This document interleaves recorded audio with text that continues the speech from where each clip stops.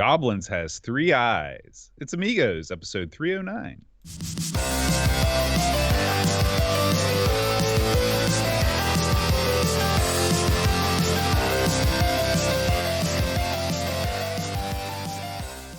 Hi, everybody. Welcome to Amigos. I'm John. And I'm Aaron. And today, Aaron, we're going to talk about Gobliiins. Ooh. Now, Aaron, in the whole cornucopia of your bad guy oeuvre, where do Gobliiins rank? You got your orcs, you got your ogres, you got your urukai. Do you like Gobliiins as a bad guy? If you're DMing and you want to put some bad guys in a room, are you going to go right to the Gobliiins? Here's the pecking order, Bode. Right? You've got dangerous flora and fauna, and molds and slime. They're at the bottom. All right. Yeah. Then you've got. Are they sentient? It depends. Then you got your kobolds. All right, little dog guys. All right. Okay. And right above them, there's where the goblins are. They're right there. Pretty low on the pecking order. That's right. Then you got your hobgoblins. Then you got your orcs. That's the way you rank them. Now, goblins are, you put a bunch of goblins in a room or something, so that your party can go in there and feel like Bruce Lee as they're wiping out hordes of these little geeks. And laughing. And so, yeah, I would not put them high in the pecking order, man. Yeah. Now, where do you see Gobliiins in terms of their intellect? Do you think that they're more clever than the bigger guys, or are they just sort of dumb and weak? They're dumb and weak. Yeah, they're not clever. Like, well, if you're taking on the Goblin genius, don't worry. I had a feeling that you'd say that, considering that these particular creatures were chosen to be the stars of this week's game. So we'll see how that plays out. But before we take a deep dive into Goblin territory, Aaron, there's been some Amiga news this past week. Why don't we check it out, man? Yes, sir. Amiga news.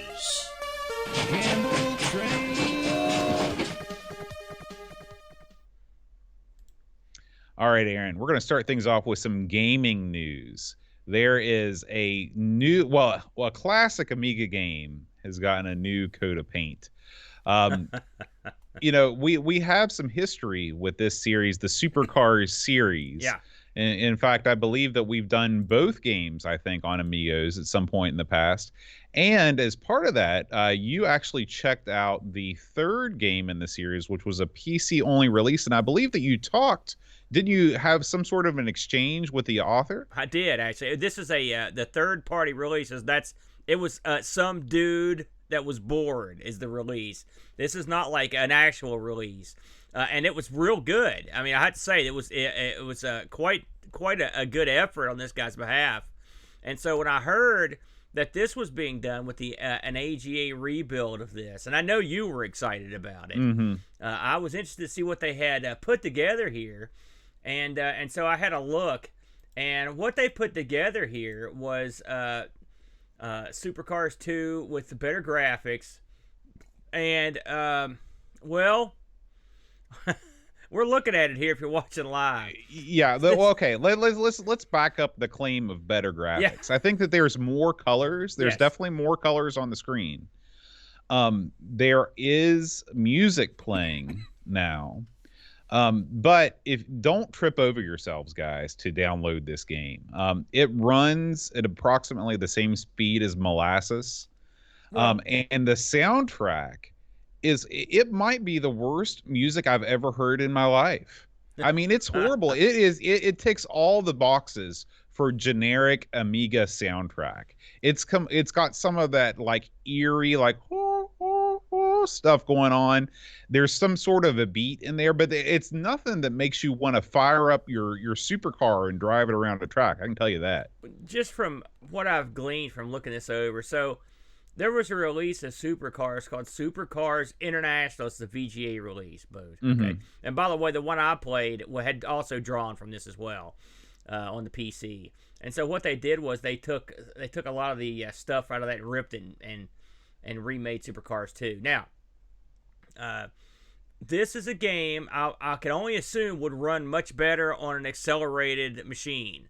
The video that they have up here, it looks like they repainted these. You mentioned that they'd given this a fresh coat of paint. It looks like they painted it with like a real heavy varnish and just kept putting on layers so the car couldn't move. I mean, these things are they're incredible slow, and I can't imagine anyone would want to play this in its current state. But it's done, and assuming that it runs better on a newer, fresher, faster Amiga, and there's plenty of those out there now, that would probably be a lot more fun. But it's on a stock Amiga, if that's what we're looking at here in the video, it does not look fun. Yeah. Now, Pixels of Dawn does point out that all the colors are all the cars are different colors now. Yeah. Which I'm sure does make it more exciting if you know who you're targeting, things like that. But it doesn't matter how many colors the cars are. If the game runs at a clip where it's just sort of chugging along, the reason why you play car games is to go fast. So hopefully, how stuff goes with the Amiga. You never know what kind of Amiga this thing is running on. Right. I don't know if it says in the YouTube description or not. And like you said, if you do have the ability to accelerate this thing and make it run a little bit better, then you've probably got something. This here. reminds me, you ever been to Kings Island, the amusement park? They got these old-timey cars that you could get in. They're on rails, and they go about 8 miles an hour, and you're peep up and around. That's what this reminds me of. It's like they got a bunch of geriatrics. It's like a day pass from the old folks' home. And they're like, quick, get in these sports cars. And they're like, okay, sonny. And they get in there, and they're just cruising along. Oh, by the way, some will explode and die, but still. So there you, that's we'll check back on that one when we see a sped up version, Bode. Absolutely. All right, Aaron, let's move on.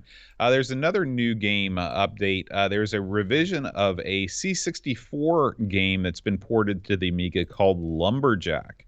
Now, we've talked about Lumberjack before. Yeah. It's been a while, though, since we've talked about it. And from what I've looked at on this video, they've really added a lot of cool features. Now, Lumberjack at its core is a very simple game. All you're doing is you're a lumberjack. You're chopping down a tree and you're moving left and right to avoid the limbs as they come down. But this is one of these games that once you get good at it, it's sort of like it sort of becomes like a Zen exercise to play. They've added some new backgrounds. I think that they've made the colors. They've added some more detail to the sprites. So if you're a fan of Lumberjack of the game, they've also added a soundtrack, which is the Monty Python Lumberjack song. So if you've been eager to hear that in mod format or whatever, you can. Check this out. This game has been released for every conceivable format. I mean, it's like the it's like the Frogger or something. It's everywhere, and so it's nice to see that they're still working on it. Have you ever played this one? I really need to check this one out because I do like. There's another Lumberjack game that's an arcade game. It stars the same guy that's in Domino Man. Do you know what I'm talking about? I think the game is called Timber, but I'm not sure. Timber, yeah, I've played that. Yeah. Oh, yes, and it's got the same kind of weird graphical format as that one too. Right. I never actually put those two together, but now that you mention it, yeah, you're right. I do see that. So I do like a good Lumberjack game, so I'll probably check this out. Now, how do you think you'd fare as an actual legitimate Lumberjack? I would not last one day. Really? The first tree I would fell would fall directly on me. Now that would be the end. Here's my next question: Who would perform better as a lumberjack, you or your wife? Oh, well, Eep would probably. She has what you call tree climbing ability. Yeah. And I think that what she'd do is she'd probably just hoist herself up on one of those trees and go to work with the axe. Yeah. She'd probably chop the tree down on top of me. She would humble you, is what you're saying. She would humble but most people we know because she's great at that sort of thing. Yeah. All right, Aaron. We're moving on to some hardware news this week. This is a new update for an A2000 motherboard. The new hotness these days is recreating Amiga motherboards in new and interesting form factors. And what this guy has done is he has created an A2000 motherboard in an eATX form factor. Now, I believe that eATX is sort of you got your normal ATX, you got your mini ATX, your micro ATX. I don't know what an eATX board is. Do you know what that is, Aaron? Just another wacky format, Bode. I've not heard of that one either. Okay. I'm assuming the E is for enhance or extended. Oh, extended Yeah. ATX. Thank you, Picard. There you go. So Make it so. this is an opportunity for you to put your soldering skills to the test. Of course, this is just the blank board. You're going to have to attach all the components yourself. But if you have a really cool, ATX case, ATX case, and you want to put your put an Amiga in there, this is a way to do it. The guy says that he has video output working through a Pi HDMI card, which our good buddy Frank sells over at Retro Rewind, and he says diagram is running. He says there are still some problems to solve. He leaves it at that. So this is still a work in progress, but I think it's really cool to see. I saw there was an Atari 8-bit board that is similar to this that fits in a really small case that uses all original chips and stuff like that. So I think these kind of projects are neat. Call John Marshall. Get him ready. Yeah. We got another project for you, John, after you finish up with your other Amiga. All right, Aaron. There's a new video this week from our buddy Chris Edwards. Chris Edwards Restoration. Have you watched this one yet? I have not seen this one, Boatster. This is his. He's installing OS 3.2 on his Amiga 600 with the Furia accelerator on there. And it doesn't go smoothly, Aaron. He runs into some bumps in the road. But this is cool because you want to see what happens. It's somehow, whenever you're doing projects like this, it's good to know that you're not the only person that has trouble setting stuff like this up. And it's good to watch him work through it. And it makes you feel like you're not alone. If you watch any of Chris's videos, you're going to feel like that every time. Because it's the difficulty points, and then style points and recovery points. And his difficulty is always off the charts. He's throwing the goofiest crap you've ever seen. I have no doubt this is also goofy, but normally he'll power through. So I'm going to check this one out. This one snuck past me, Boatster. But I know the Furia popular, so I'd be interested to see how that thing goes. Yeah. So check that out. And finally, Aaron, we have our Retro Rewind pick of the week. And I thought that I would mention this because of that eATX form factor Amiga 2000 project. Just a reminder that if you're looking for an easy and relatively inexpensive way to get HDMI output out of your Amiga, why not consider the Amiga RGB to HDMI adapter sold from our friends at RetroRewind.ca. This is the gimmick that goes right into you plug it into your Denise your socketed Denise chip. You put your cable onto that, and then boom, you put your Raspberry Pi Zero on top of that hat style, and boom, you got HDMI out on your Amiga. This thing is available for $33 from Retro Rewind, and you can save 10% off this or any order by using the promo code Amigos10 at checkout. We do appreciate Frank. He's a fine Canadian, and he does great stuff over at Retro Rewind. Make sure you check him out, and we thank him for sponsoring Amigos. Yes, outstanding. A fine Canadian indeed. Hey, Bo, before we close up the news here, our good buddy Dave Velociraptor brought this to my attention. We chatted about it before the show. Our good buddy and your personal chum from This Week at Retro, Neil from RMC, has posted an interesting comment here on Twitter, if I may quote. He says, "I'm desperate to tell you more, but while my hands are still tied, if you're thinking of getting an FPGA device for retro gaming, hold fire, put your wallet down, and sit tight. Something awesome comes this way. More details in the coming weeks ahead." We were speculating earlier, Boat, what this could be that is coming down the pike. If you were going to come up with something to surpass or make more available something like a Mister, where would you go, my friend? Well, you can't beat the Mister. I mean, you just can't beat it. I can't think of anything that would be better than the Mister. But I can think of something that would be cheaper than the Mister, because you can think of whatever you want. So if there is an FPGA device out there that maybe does 80% of what the Mister does, say it will do all of your 8 and 16-bit computers. Maybe it won't do the Neo Geo stuff. Maybe it'll have socketed RAM. A lot of times, if you can get a single board computer with, say, 64 megs of socketed RAM versus having that extra RAM board and the extra expense, that would run pretty much anything the Mister would do.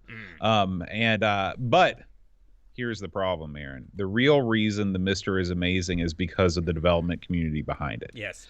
There's tons of people out there that are doing tons of development on the Mister, and it's the network effect. Since everybody has one, everybody's going to develop for it. That's the reason why we're talking about the Mister and not the Atomic Pi or whatever. It's not that the Atomic Pi wasn't an awesome. It's not that it wasn't an awesome machine.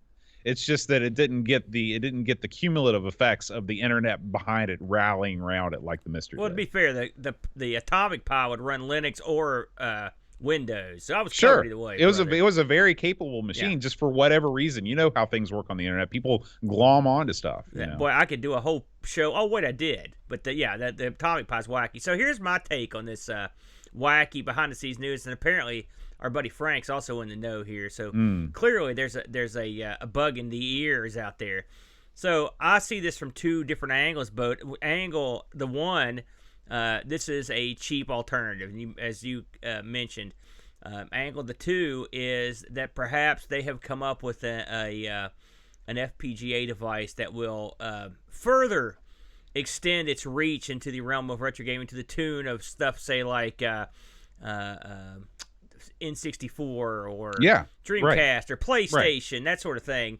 I didn't even think about it being more advanced. Of course that's probably now, I don't have my finger on the pulse of the FPGA community. In fact, my hands are completely off the whole wrist of the community.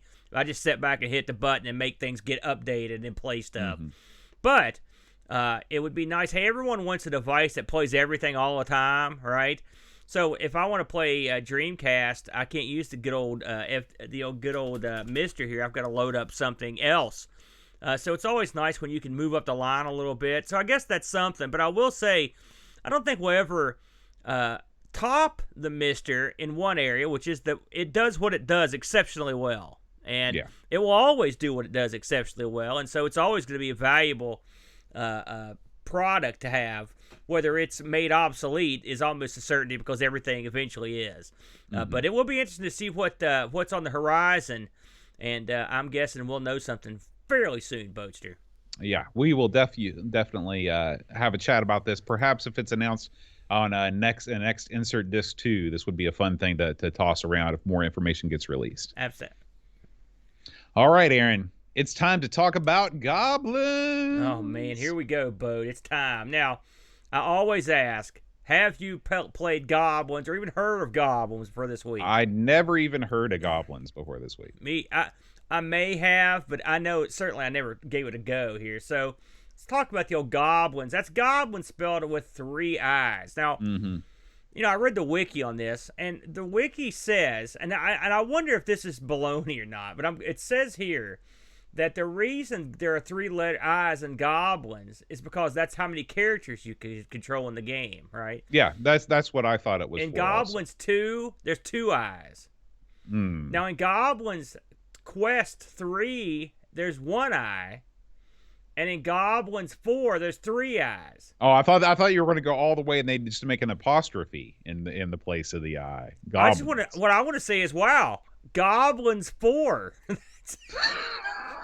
Listen, this was a popular series. I was baffled when I read that. Gobliiins 4? That's a thing? So it may or may not mean that. Your mileage may vary.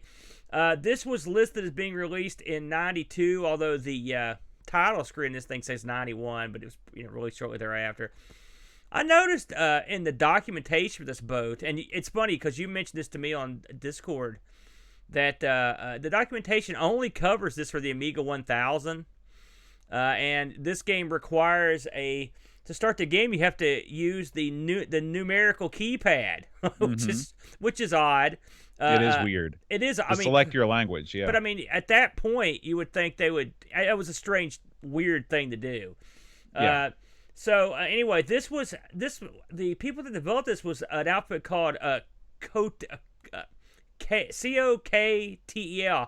Coktel. German, I believe, Boat. Yeah, that's how they say cocktail over there. Is that the way that's what it means? Is that true? No. You lie. Oh, you stupid bum.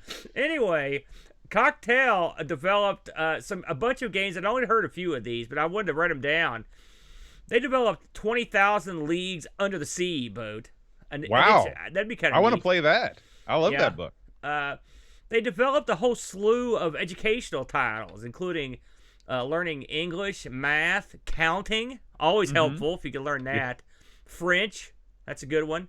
They made a bunch of games, though. Remember, you ever heard of Asterix, the very popular European comic book hero? That's right. Yes. And he's got games like in the arcade. I think he's got some on the Super Nintendo There's as well. billion Asterix games. They just never got released They here. did one here called Asterix and the Magic Carpet for the Amiga. Bagan Attack, a game called Fascination. Freedom, Me Willow, Peter Pan was one of theirs as well. So they did a bunch of games. Now, we've never covered, I don't think we've ever covered any of their stuff. None that I remember. No. The game, they have a decent little in-house group that worked on pretty much mostly the same stuff. And so there wasn't a lot of differences in what these guys worked on. They mostly worked in-house. Of course, you mentioned that this was in multiple languages when you start the game. French, English, German, Italian, and you get to choose which one, and the manual is the same way. This had 3 discs as well. Now, this was also ECS, OCS, and it was converted to a lot of different machines. This would have surprised. This surprised me when I read it. You've got your the Apple iOS has got a port of this eventually, which was, I mean, so that tells you you're right. And this, I can see where this would be a good game for a touch device. Absolutely. The classic Mac got it, Atari ST, DOS. DOS ended up getting a couple versions, which we'll go into. And of course, the Amiga got it as well. The Amiga conversion, according to Hall of Light, was based on the VGA version of the DOS release, which you could tell that pretty quick. And it's pretty much ported over. This is the point where we're starting to port stuff from DOS instead of to DOS boat. So, what do you do in Gobliiins? And I'm not. There's a video that tells you really all you need to know about what happened, and I'll just summarize the video. There's a king sitting around a table with a bunch of his people. They're all eating his court, having a good time, and all of a sudden you see a guy hang glide behind him, and then you see a little like a blow up in the corner of the king as a voodoo doll, and someone's poking the king with a needle, and the king's yelling, and then he's whacking the king with a little hammer, and the king's getting bopped, and then he tickles the king, and the king laughs himself almost to death. So it's the old voodoo doll treatment. That's the old voodoo gimmick, and those are never good. And so someone's screwing with the king. Now, that's sort of all it gives you in the open. Did you happen to read the notes on this in the book? I did not. I neglected to read the backstory this week. Allow me to just and this would be the briefest of brief. So your 3 goblins are Hooter, Bobo, and Dwayne. I don't know. I can't. Wow. I don't know what's going on with those names. So Bobo is a warrior. He's the guy that punches. Okay. Okay. Hooter is the old guy that does the magic, and Dwayne is the technician. He's the incredibly weak technician. Okay.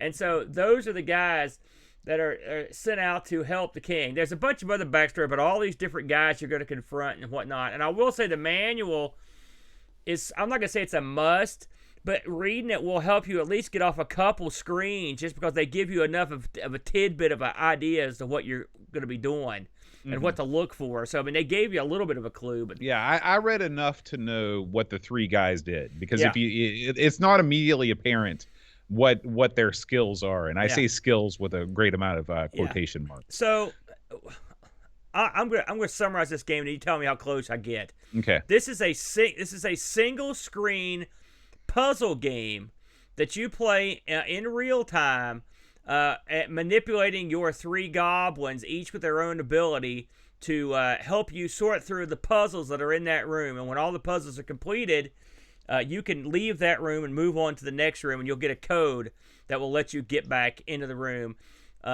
this is not like the first thing you would think it would be like, oh, it's like Lost Vikings. It's not really. It is, but it's not. It's nothing like. Well, Lost I mean, Vikings. well, no. You've got 3 different guys that each have different abilities. That's the okay. same. It's like Lost Vikings in that the way. boards, like in Lost Vikings, you would go over huge complexes and levels of boards. This is and one it's also, static board. It's also you have direct control over the characers in Lost Vikings. Right. In and this game you don't. This is a point and click game. the old Diablo controls where you point to where you want them to go. So, what'd you think of this thing when it popped up, Boat, and your initial impressions? When I first started playing it, I found it to be incredibly difficult because I couldn't figure out what to do. This game does not hold your hand at all, I guess it punches your hand. Yeah, and in this game, you've got 3 guys. You've got a HUD at the bottom of the screen filled with items that it looks like you would be able to pick up and use for various reasons. 98% of it is completely useless in window dressing. The only thing that you actually can see at the bottom of your screen that is, okay, you've got like a shelf full of different apothecary items. You've got a candle. You've got a scroll. You've got all kinds of cool looking stuff. None of it does anything. What you do see is the skull on the side of the screen is where you save. You can click on a crystal ball right in the middle of the screen to switch your guy if you don't feel like clicking on the guy. And the window at the side on the left, that tells you what object you're currently holding. Okay, right. So once you determine, okay, you've got a guy that can hold stuff, you've got a guy that can punch stuff, and you've got a guy that can transform stuff with magic. Okay. And it's your job to click on everything you can to try and make stuff happen. And through the process of trial and error, you figure out what you need to do to complete these puzzles. This might be the first game of its type that I know of. This type of game continues to be very popular to this day. There's a game called Samarost. There's a game called Machinarium. And there's an old Mac game called Windowsill that are similar to this, where you're basically just clicking around, watching stuff happen and doing stuff and learning by trial and error. I wouldn't call these puzzles, I guess you could call them loosely logic-based puzzles, but they're really not. They're really just doing a lot of experimentation. You know what your guy's abilities are, and you know what happens when you click on certain things, and sometimes it works and sometimes it doesn't. This game punishes you when you do things incorrectly. You have a life meter that ticks down on the screen, and as you make wrong decisions, that life meter ticks down, and that can kill you. You can also just die, like, for example, on the second level that we're watching now, if your punching guy tries to punch the last apple on the branch, he'll punch himself off the branch he's standing on.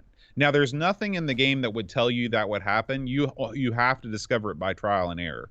So this is one of these games that you have to have a lot of patience, and the sort of puzzles in this game have to be the specific kinds of puzzles that appeal to you. I would say that. Yeah, when you said they were loosely logical, I agree with you. I mean, that's very loose. I mean, because, and really the magic guy really throws a fly in the ointment for a lot of stuff, because he does his results are never the same.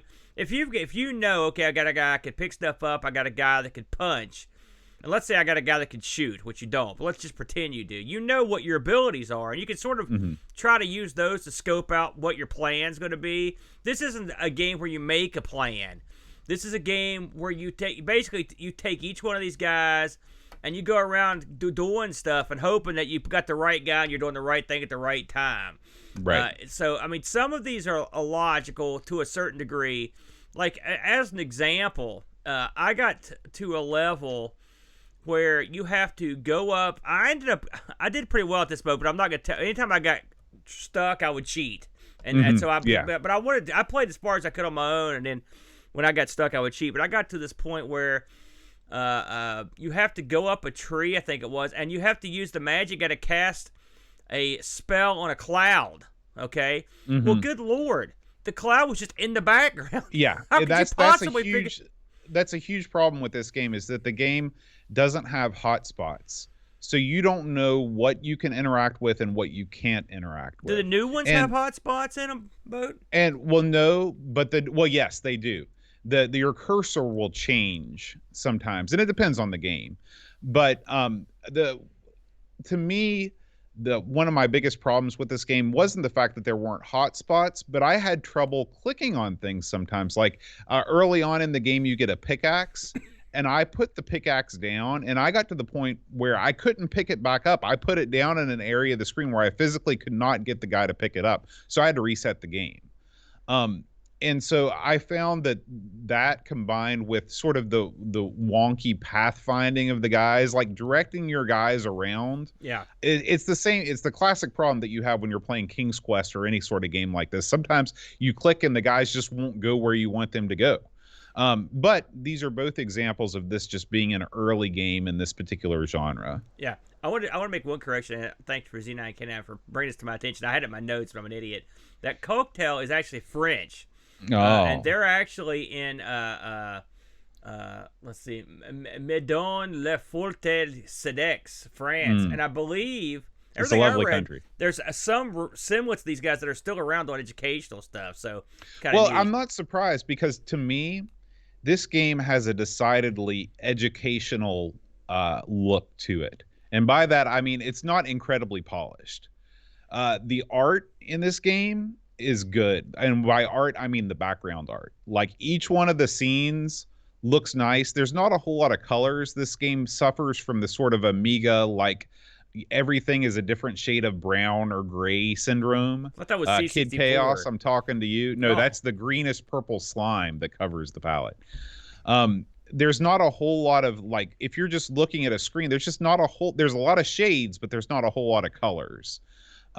But the art is very well done. However, what's not very well done is your guys walking around, their animation, everything. Like, each one of your guys, they have their do it animation. So your guy has the spell casting animation, the punch animation, and the pickup animation. And there's an idle animation when they're just sitting around. They'll have an idle animation. There's also an animation when you do stuff wrong. They sit there and they scream at you in their goblin way. Yeah. So, which, I mean, at first I thought was annoying, but then I realized, actually, this is a good thing, because it tells you that, like, you're doing something, but it's not the right thing. Yeah. And, of course, when you do something right, then they do backflips. However, all of these animations are pretty low rent. I was not really impressed. And like I said, this really reminds me of what you might see in, like, some sort of Donald Duck educational title. You know, I actually thought the art was pretty nice in this. I mean, listen, when the guys move, the frame rate is low. It doesn't have to be high. You're not really actually, controlling them per se. It reminds me, it's like if you took a much more modern sprite and, like, laid it over the guys from, like, Maniac Mansion when they roar. That's what they're real robotic looking. And I will say the pathing in this is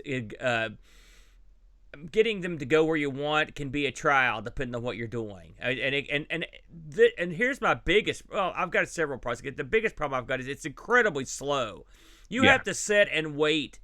Like, there, and we're looking at it now, not like this, like the fourth level. There's a bit where you have to go all the way to the top of the screen with one guy, come all the way down to the bottom, then wait, then go all the way back, and it takes forever. You're going back and forth over and over, and these guys aren't quick, and there's no way to speed them up.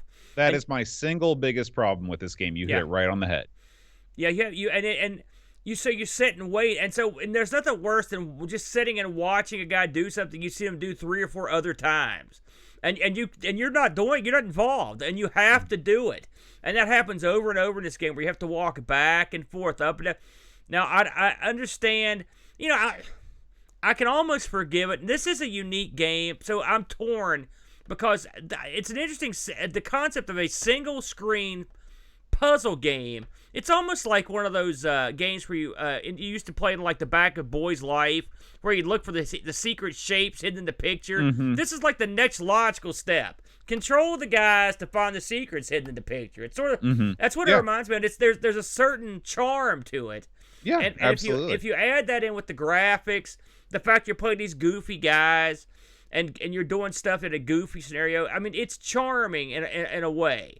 I will say I also hate the way these guys are drawn. They remind me of, remember those rendered pictures in that game we played called Legends? Yeah. In between the loading screens? They're big, dumb eyes. I guess this is like, Europeans, like, they always have some sort of violent reaction when anything looks Japanese. They're like, well, it's a very Japanese style, and they hate it. I guess this is the European style, but I don't like it. I don't like those giant eyes, cross-eyed, dumb looking. Look at those guys. They have punchable faces. I see. I'm going to disagree with you there. I don't have a problem with the guys. I think they're interesting, and I think their look is part of that. When you look at them, you know what they do, right? The old guy's the mage, right?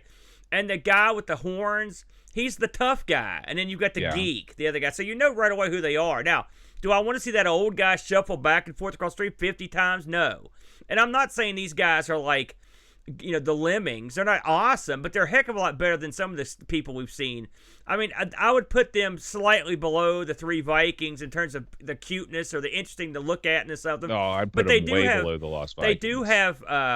They do have idle animations they do when they're not being used. And also, every time you have to load, they come up in a different wacky position, which I think is funny on the loading screens. Mm-hmm. And all the characters are sort of done in the same animation style. I think it's okay.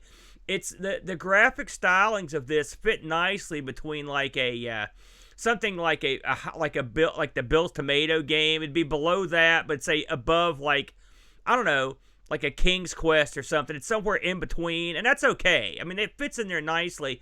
And really, this game is sort of like fits in that area. It's not very sophisticated, but it's it's not the worst. I'm not going to bury this game at all. In fact, I think this is quite a good game. It may not be to everybody's taste, but what it does well. Like, you can tell what they're trying to do, and whether you think this kind of thing is fun or not is up to you. But like you said, it's like one of those highlights for kids magazines where you find the hidden thing in the picture. Yeah. You're clicking on everything, you're manipulating everything in the scene with different guys. And there's like, we're watching a playthrough right now, so everything he's doing, the player is doing, he's doing correctly. Yeah. But if you do things wrong, there's funny things that happens. Like, for example, in the very first scene, you're supposed to use the mage to transform the stick into a pickaxe, which makes no sense. Like I said, these puzzles make no logical sense a lot of time. But if you pick it up with the guy whose job is to pick things up and he tries to use it, he bangs himself on the head with it. And then the guys, they give you the business for doing it wrong. So there's lots of animations in this game. Like I said, I wish the animations were a little bit better, but there are a lot of them in there. And this game is, it's a puzzle game. It's not necessarily going to be a graphical tour de force. I do like the fact that you explore a large variety of locations. This is not like Bill's Tomato game in which all the stages look the same. Every single background is completely different. Every single stage is like a world unto itself. It's like a little diorama. So to me, this is a winner. This is a winner. Well, I think I like most of everything about it, but the actual playing of it is, and I'm not going to play it again. And because the puzzles, again, I'm not the kind of guy that's going to sit there and click around the screen for 4 hours trying to figure out a puzzle. I'm just not going to do it.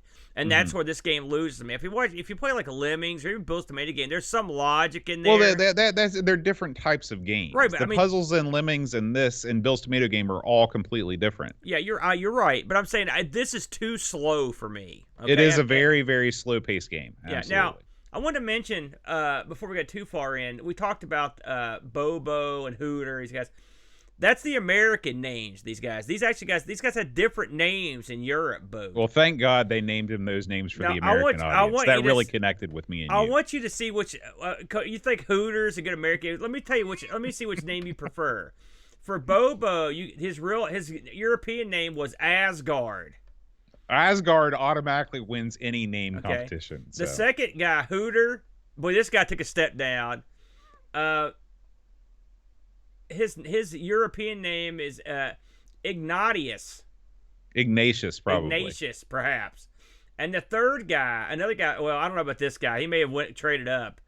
The third guy's name was Oops. Oops.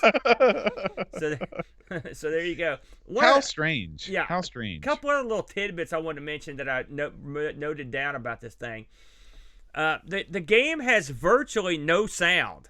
Now, there with a but, and I'll get to that. This is a straight, as far as I can tell, this is a straight DOS conversion. In fact, we'll look at the port conversion real quick while I'm talking about it. It's basically the PC version looks better and runs faster than the Amiga version, but they're virtually identical. Mm-hmm. Now, the DOS version also it has the exact same noise, which is no noise. And I will say the end-level noise in this is god-awful. It's almost industrial sounding. Mm-hmm. I don't know what they were thinking. Well, there is a sound effects credit at the beginning of the game, so somebody's taking credit for it. Yeah, well, there you go. So this game actually had a full soundtrack, Boatster. Yeah. If you had the CD version. Right. There's an MS-DOS CD version of this. And there may be others. I didn't look at the Atari ST version, but I'm assuming it's pretty much the same as the Amiga. I've looked at the DOS version that had the CD, and actually the sound's not bad. It's pretty good. It streams off the sound. I thought the music was very atmospheric. I like the music a lot in the DOS version. I thought it was good. Well, you have to have the right version of DOS to get it. If you just got the straight DOS disc version, you don't get nothing. Now, something else, and I was looking through the game well past where I got, and I was surprised to see nudity in the game. That was a shocker. Oh, I didn't watch the whole thing. There's a level in this where you transform, I believe it's a gopher or weasel, into a hot naked woman to distract this wizard. Wow. Okay. Yeah. Okay. Who'd have thunk it? And I checked. It's in the DOS and Amiga versions. Now, the CD version of this has that censored. So the DOS CD release had that censored out of it. Also, at the beginning of the game, where you watch the king and all his goofs hanging out there talking, that in the CD version, they've actually added voices to that, as opposed to just the babble you get. If you watch the end of this game, it's sort of comical.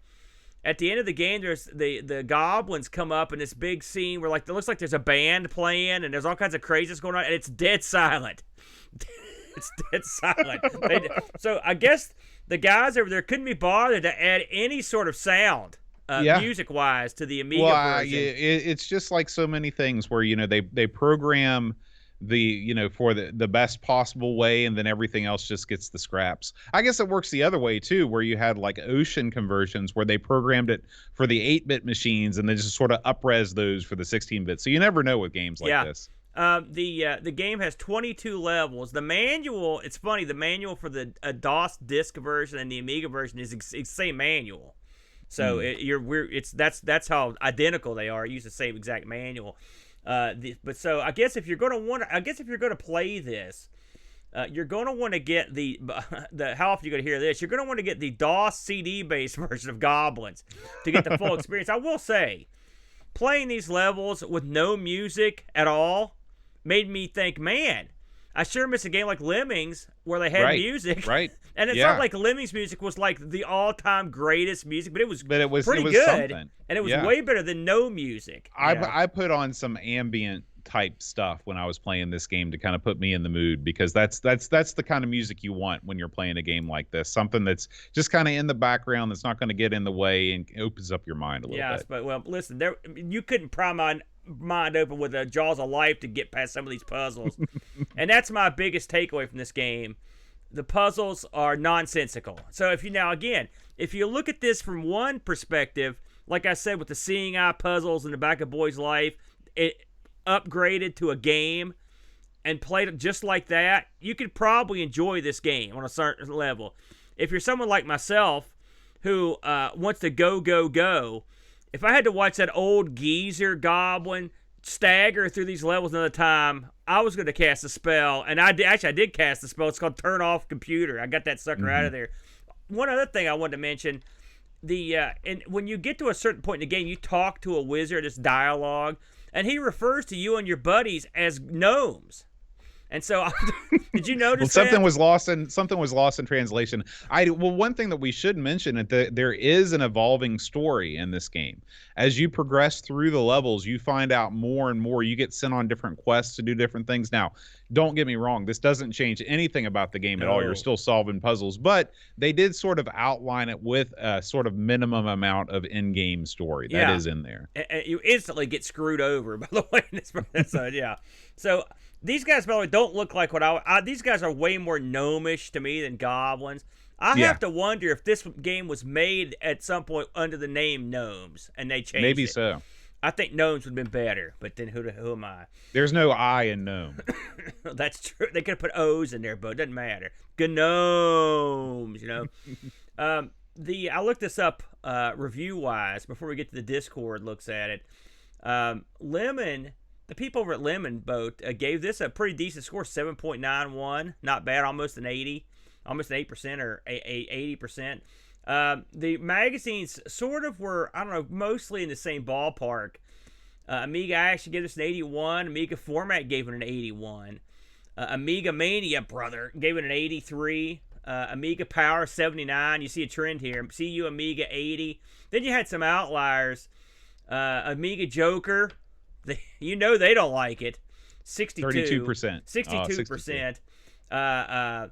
Dator Magazin from Germany, 64%, and the One gave this a 63. They were the outlier from the big UK magazines.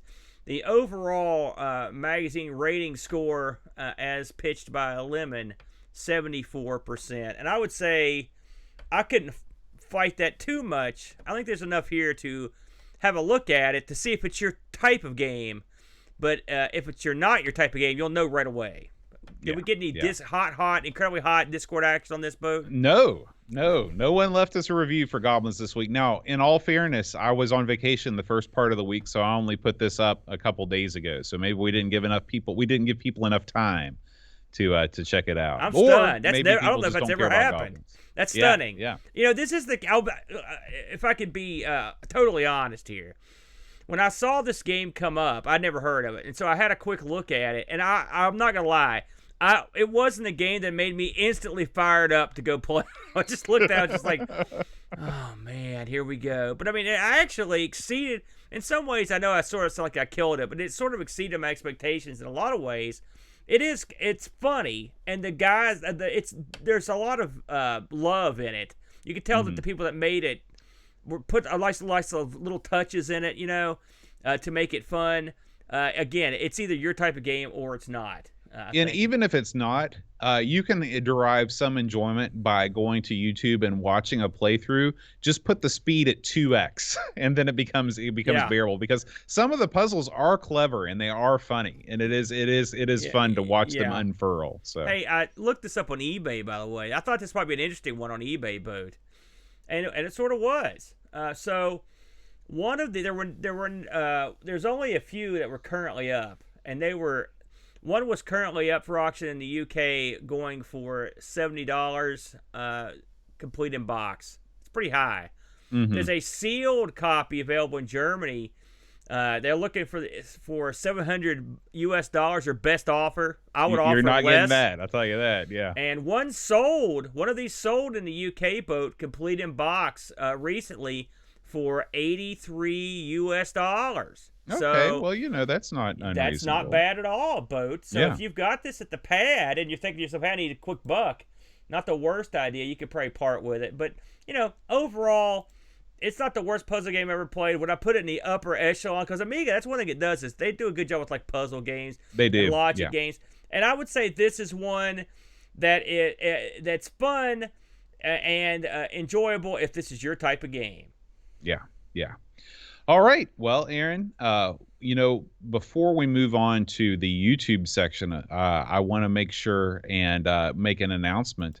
Amigathon 2021 is almost upon us. Next week, Aaron, 1 week from tomorrow, July 24th, we will descend upon Amigo Studios for 12 big hours of hot Amiga action, followed by more hours of hot streaming action from our community of streamers. Yes. So if you have not yet been to visit Amigathon.com, you can get some more details over there. But basically, we're going to start at 12 noon UTC.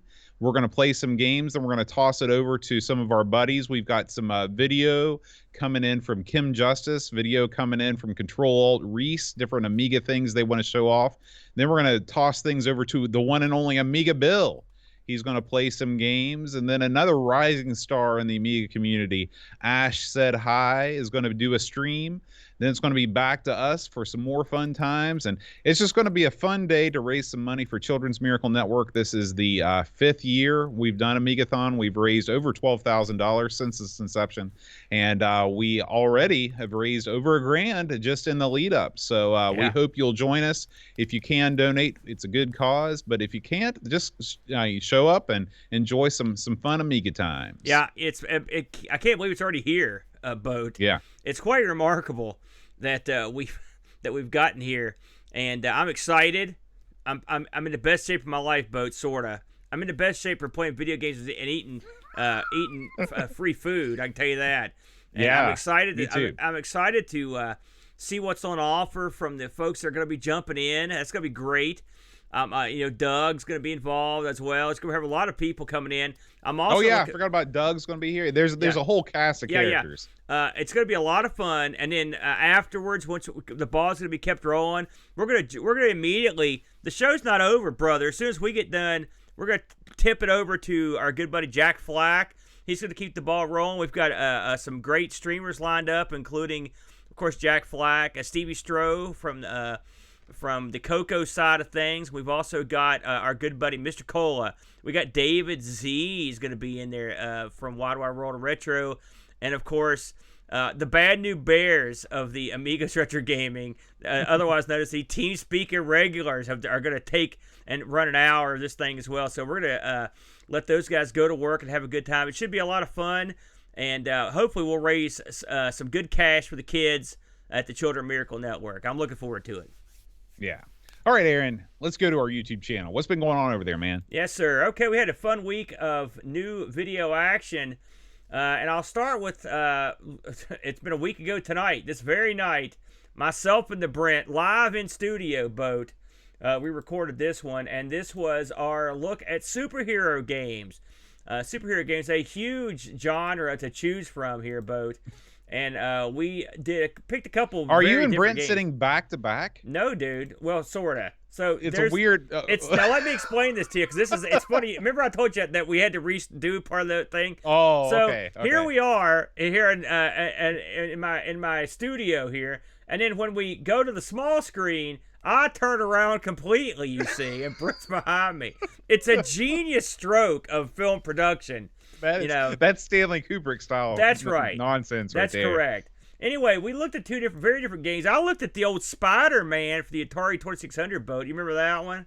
Yeah. And then the Brent picked a real winner here when he picked a Comic Zone for the Genesis. I think this is a great game. And so I think we had a couple strong games this week on superhero games. We had a lot of fun.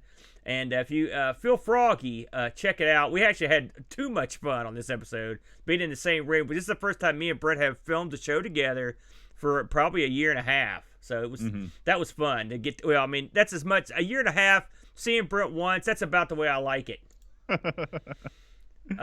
Next on the docket here, Boat, is a little show that we like to call the 1200 XL. This got a lot of action, Boat. Tell us about it.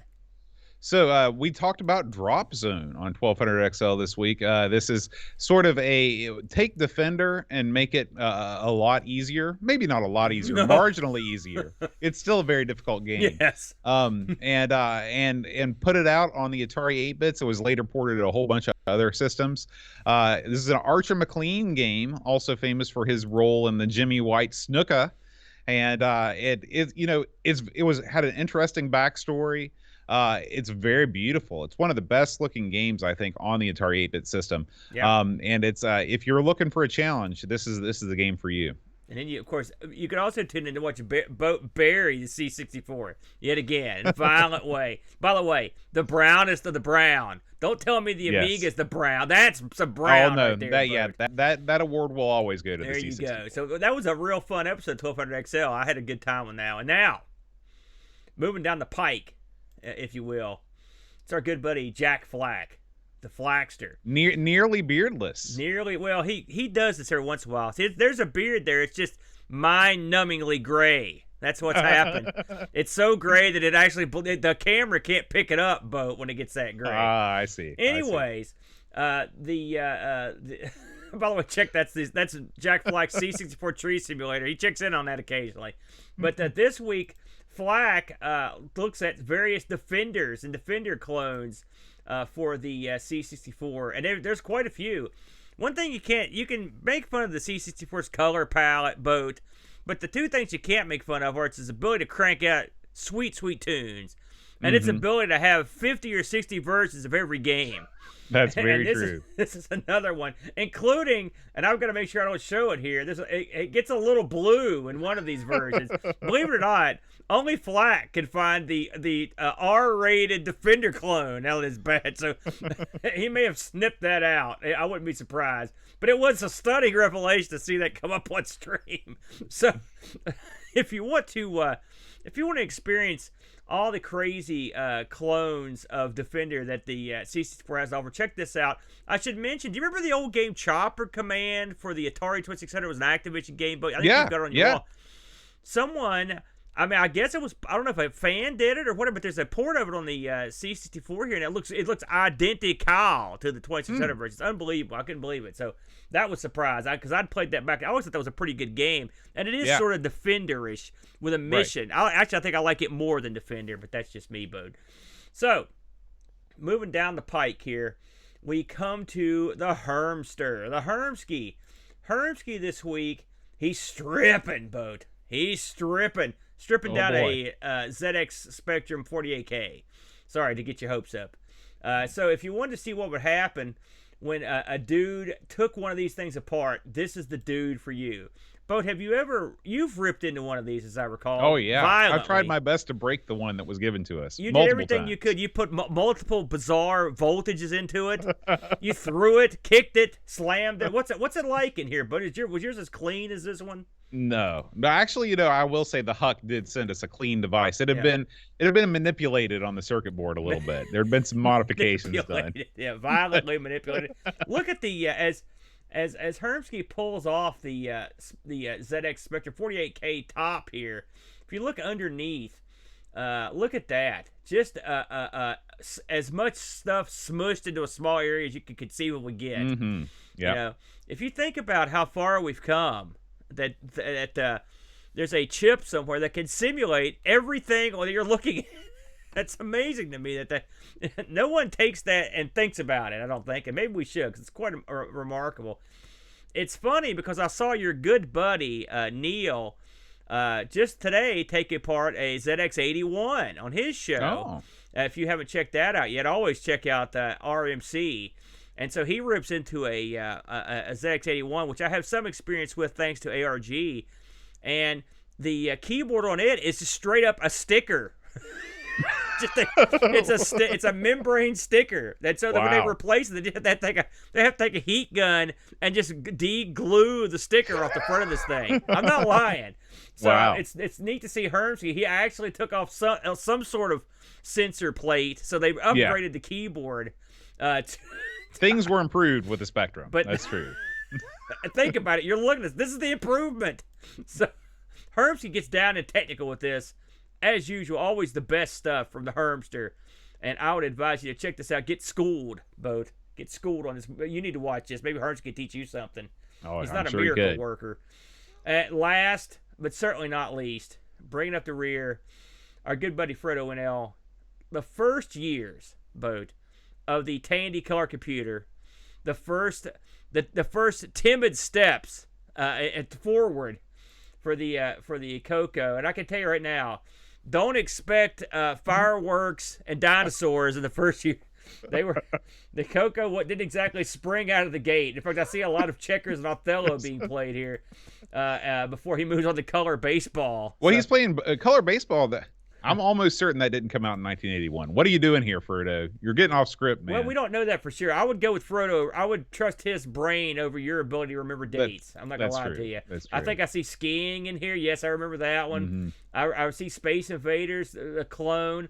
One thing about the Coco and the Dragon always used those real, what would you call that, fluorescent green backgrounds. The Coco did sometimes. The non-artifact colors, yeah. Yeah, and man, you could see these things coming from a mile away. That's for darn sure. So if you want to learn a little something, school yourself, check out Frodo for the first years of the Tandy color computer, 1980 and 81. Frodo doing the Lord's work here, getting it done. I like these deep explorations into the first couple years of these systems. You can see how far they came. Absolutely. And how far that looks like a pretty good Pac-Man clone, though. Well, as long as you don't want your Pac-Man to be round, listen, you're golden. You can't ask too much. It looks like he's being chased by the killer bees from that Odyssey game. You know, so there you go, Boat. I think, my friend, that is all we've got on tap. What did you and the Neil? You didn't record this week, did you? We didn't record this week, so we are off. Actually, why don't you flip out and just do a quick search for this week in retro. I'll tell you what we talked about, because we did have an episode that came out last week, but we did not have one that came out this week. Actually, so there won't be one coming out tomorrow. I just watched your most recent episode just yesterday. Tell us about it, Boat. Well, I will as soon as you flip over there, and I'll tell you. Oh, yeah. So we talked about, because it's been 2 weeks since there's been a lot of water under the bridge. Yeah. We talked about if thrifting still pays or not. You know, we talked about how somebody spotted a Minivision. What's the name of the game? I can't think. Well, Air Raid in a Goodwill, and stuck it up on shopgoodwill.com. It was like $30,000.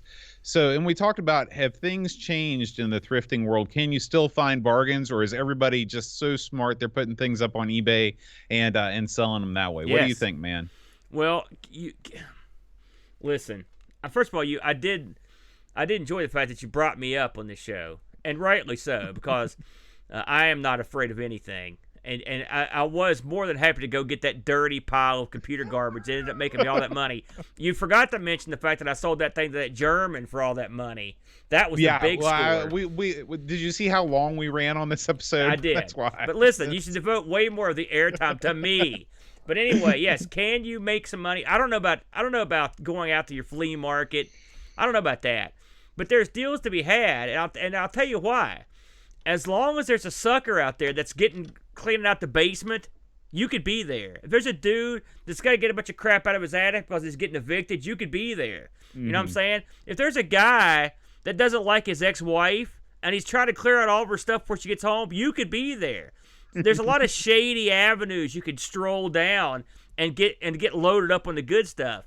Can you go to a pawn shop or a established flea market and go in there and load up on the good stuff for cheap? No. It's almost impossible. Can you go down to the Goodwill and find Air Raid on the shelf? God, no. You're not ever going to see that because people are too savvy, and they nowadays they take all the electronics out of the Goodwills and stuff, and they're in a case if you can get them at all. It's very rare that they leave the good stuff, even if it's not that good. They just take it all. So, but it was a thought-provoking segment that you talked about. But I still think there's money to be made. There's deals to be made. There's angles to be worked. But you've got to catch lightning in a bottle. Really, I think the best places to get deals are your Facebook marketplace. That's probably the only good thing about Facebook is their marketplace, or occasionally if you're still trolling around on Craigslist. Listen, almost all the pinball machines ever bought were off Craigslist.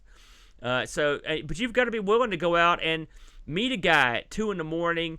in the woods, and he comes out of the car with a chainsaw and a hook. You know what I'm saying? And you're like, hey, where's the CDTV, pal? You're still you still want it. He's coming at you. You've got to have that kind of gumption. You're still holding out hope. You're hoping, right?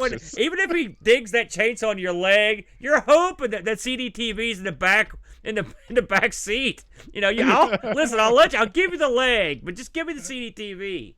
So yeah, I think there's stuff there, but it's not nearly like it was. That's for darn sure, Boat. Yeah. So anyway, you can check that out and other stories every week on This Week in Retro. All right, Aaron, we've reached the part of the show where we have to thank all the fine folks that make this show happen week in, week out. You don't want me to read this again, Boat? You don't want me and Brett to read it? I was physically in pain. But maybe it was payback. That wasn't my fault. So we're going to start with our Twitch subscribers. If you like watching the show live on Twitch, we record the show every Friday at 5 o'clock here on twitch.tv/Amigos Retro Gaming. And you can subscribe to our channel. That benefits us financially. And even if you are an Amazon Prime subscriber, you get one free sub a month. You can use that. That costs you nothing. We want to thank the following folks that do just that: Macintosh Librarian, Mitsuyama, Pints and Amiga, Below Jellyfish, Eeyore4077, Crabs MTG, Orom, Frodo NL, Scumboy, Smediger1, Amy Steph, Retro Jerry, Paco Take, Jost80, Buck Owens, Hermsky, Matt Dufort, Dave Velociraptor, RMC Retro, Daves and Donuts, Litwarski, Zezerfall, John Marshall 3, Texas Footballer, Butterberg 3000, Beach Bum 7, RetroRewind.ca, Exile in Paradise, Pixel Rages, Still Adolescing, Chris Edwards Restoration, Mick Chessers. That's a really hard sounds like one. bread. Yeah, Mick Chessers, Blue Train, Great Al G, 10 Mark, Super Famiking, Wide World of Retro, Chronosnet, Explorer, Negsol, Deadless 75, Jigglebox, Captain Chaos DK, Uber Scuba Diver, Peeplo, and Memories of a Spectrum Gamer. Thank you guys so much for subscribing on Twitch. You know, there's a fellow in there. He said something about Dave's and Donuts. Mm-hmm. Every time I hear that name, our buddy? Oh, I didn't say that right. It's Dan versus Donuts. Okay, yeah, you really blew that. So, I messed that up. You know our good buddy David Z. Speaking of Dan versus Donuts. By the way, Dan, I'm undefeated versus Donuts. I will say that. But have you heard Dave Z's story about his donut guy? No. Dave has a donut guy out in Arizona. Like a guy that comes to his house like the milkman? Yeah, but he brings donuts to Dave. Wow. But Dave has little to no control over what shows up. So this guy might show up with like a dozen crawlers. It could be like some croissants. It's all, and Dave. So every once in a while on the T-Speaker Radio, if you listen, you'll hear Dave tell us about what donuts he got that day. So Dave is. Do you talk when you could actually live somewhere where some dude brings you the donuts? You're in paradise, man. That's where you live. So good on you. You know, there's a place in Milton that's like I think they're called Donut Paradise. You know what I'm talking about? It's donuts. Yeah, I know you're talking about. Yeah, I want to call them Donut Exchange, but I know that's not the name of it. That's where you exchange the donuts you don't want for the. That can't be it, is it? Dave needs to hook his donut guy up with that. That would be great. All right, now, Aaron. Man. Last week. Oh. Before we move any further, how many times have we said that in this show? we have a very special announcement. Yeah, we want to wish the one and only Graham Bebke a very happy birthday. Living legend Graham Bebke, Australia's finest. Happy birthday, Graham. Hope it's a great one. Endure down there, my friend. By the way, endure. Am I nuts? Am I out of my gourd? Am I crazy, insane, bonkers? Or I don't think we shouted your birthday out. The big man turned the big 5-0. Boat, how's it feel, my friend? Well, I'll tell you in 10 years. Oh, God. The big 4-0? The big 4-0. So you and Graham are eerily near birth. Yeah. Now, do you think you're older than Graham W. Vebke? Yes, most definitely. Graham's probably about 26 or 27. And you've got a lot more mileage on you than Graham does too. I've been rode hard and put away. Because I've seen Graham's. Like if you go to Graham's channel, he's got all the pictures, and it's like he's like a Bond villain or something. Mm-hmm. There's wine tasting and crazy food and these incredible fast views. Cars. Yep. It's like, what am I doing? I'm having Spam on a paper plate. And this guy's having Bourgeois de lait or whatever. Stuff I can't even pronounce. Every day's a birthday for Graham W. Vebke. That's true. I'm looking forward to seeing Graham. Hopefully we'll get together again. Maybe at Boat Fest. I know that Graham is a bourbon aficionado, so I might have to take him on the bourbon trail as sort of a late birthday present. Taking him on the bourbon trail would be high comedy because he's on the Champagne Super Trail. That's true. You'd be taking him over to the hillbilly. You'd be the coal miners' lounge. Still, come on down. Give me a break. But happy birthday to Graham and you, Boat. Well, thank you very much. All right, now. Oh, it seems like 6 to 8 months ago we had a Patreon song, And the name of that song was Real American by, I can't remember who's it by. That performance you put down, Rick Derringer. Rick Derringer. He also, do you know what his other big hit was? No, I don't. Rock and Roll Hoochie Coo. Oh, Rock really? and Roll Hoochie Coo. Yeah. Yeah, I Well, wouldn't have yeah, guessed don't that was sing him. it. Please don't do that. You tore up Real American. I thought the Hulkster might charge your basement and deal with you with the 24-inch pythons, brother. Now, you were kind of too old for Hulk Hogan, right? What's that mean? Well, like you weren't really like when I was a kid and I was like brave enough to watch wrestling because it kind of scared me. Whenever I would hear like the theme, I would get so pumped up and I would start bouncing on the couch. Like I loved Hulk Hogan. Yeah. But that was a generation past you pretty much. No, right? I watched the Hulkster. I mean, listen, Hulk got old, but Hulk's a guilty pleasure type wrestler. And he's the best Hulk Hogan he could be. Big, blonde, goof, big, crazy tan. He's just one wacky guy. Now, as he got older and he got in all his trouble and controversy, the luster wore off of him substantially. But yeah, I enjoyed his antics back in the day. Good. I'm glad. Well, Paul Marfleet got it right, and I forgot to announce that Paul got the answer correct the week before too, and I forgot the answer, so I apologize. Paul, congratulations. Mitsuyama got it. Mitsuyama and Blip Blop. So congratulations, guys. Yeah, now if you got that right, you are a real American. Mitsuyama, I'm talking to you. I don't think any of those guys were American. Yes, they're all real Americans, Boat.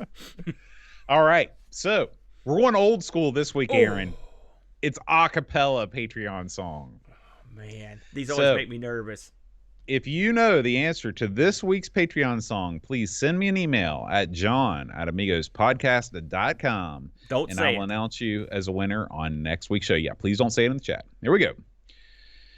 MC Chester's Chris Edwards, Ram OK, David Terrace, Drew Carlos, Matthew Mobius, Tough and Omega, Seth Yates, Alistair Fiend, Christian Russell, David Z, George Rosansky, The Amiga Show, Daniel Crafty, Super Family, King Crazy Loomis, William Victor, Scar Heavy Systems, Bundy, Frag Lord, Mark Byland, All of Hope, Hermsky, Jonah, a.k.a. Simulant, Alien Breeder, David Losser, Raptor, Cowboy, Lane, Denson, Luke Hudson, John Cook, Bomb the Bass, Frodo, and El Soul Incisor, Tech Mage, Jurgen, Mr. Cola, Bernard, Lucas, Jerry, Dennings, Glub, Reflection, Simon, Lish, Cap, and Crispy, Killer, Bison, Caffeine, Gary, Heather, Get Free Lunch, Kate, Fox, David Pickford, Cameron Armstrong, Andy Jones, Terminator, 10-minute Amiga Retrocast, Bernard Quinn, RMC, Tim Drew, Simon Rose, Joseph Harrison, Kyle Leder, Rob O'Hara, Matthew Larimore, Andy Craig, Sean Zoe, Bach Bid, Roland Book, Andrew Monk, Joe the Zombie, Leif Kelland, Alan Kebab, Chicote, Level, John Marshall, Matthew Perron, Ricky DeRocha, Creepy, Dead Boy Figure, CTZ, Guitar Solo, Slow Norris, Stefan Zogan, Mortensen, Evan Helen, Linda 75, Christopher Hassel, Rafi Abbott, Chris Foles, Lauren Giroux, Graham Bebke, Adam Battersfield, Brian Stratton, Peters, Gary Hucker, Paul Harrington, Duncan Styles, Tapes from the Crib, Josh Nan, Adam Bradley, Jonas Rulo, THG, Eric Nelson, Kim Tommy, Humberstad, Daniel Bingston, Brutal Barracuda, Darren Coles, Jason Warren's Pixels at Dawn, Yo, Bartman. Not bad. That's the least offensive one you've done for a while, Boat. It was still horrendous and an insult, but still not too bad. All right. So, Aaron, next week, we're not playing a game. Do you know why? Because it's Amigathon! Amigathon is next week, so Amigos will be dark on Friday, but we will be bright and airy and happy on Saturday. I don't know about bright. Airheaded and happy. If you want an extra helping of Boat and Aaron, you can tune in tomorrow. It's Sunday. Tomorrow is not Sunday. Tomorrow's Saturday. You can tune in Sunday which you will have time to hear this if you listen to the show on the day of its release, starting at 3 o'clock on Twitch here, Amigos Retro Gaming. Boy, we will be. You're hitting the wall, aren't you, Boat? We'll be recording 3 extra shows plus Ask the Amigos. We'll be doing Our Sinclair, the Coco Show, 1200 XL, and Ask the Amigos. It's going to be a great time. Oh, we got lots of good questions. We're doing. Let's see if we can remember what we're doing on each show. We are doing. What's the name of the Our Sinclair game? Exelon. Yeah. 1200 XL is Moon Patrol, and the Coco Show is. I don't remember. Pit Stop 2. Pit Stop 2. Duh. Yeah, I should know it. And That's the one. And don't forget, I've got to record a 5th show on Sunday. That's right. As myself and the Brent take on the wheel piece Guilty Pleasures Boat. Guilty Pleasures. That would I'm looking forward to this show because I like both games you guys were talking about. Yeah, this will be at 10 a.m. Eastern Standard Time for that one, and then come back at 3. Yep, it's going to be a good one. All right. Well, thank you all for listening and or watching. We will see you on Amigathon. Until then, adios.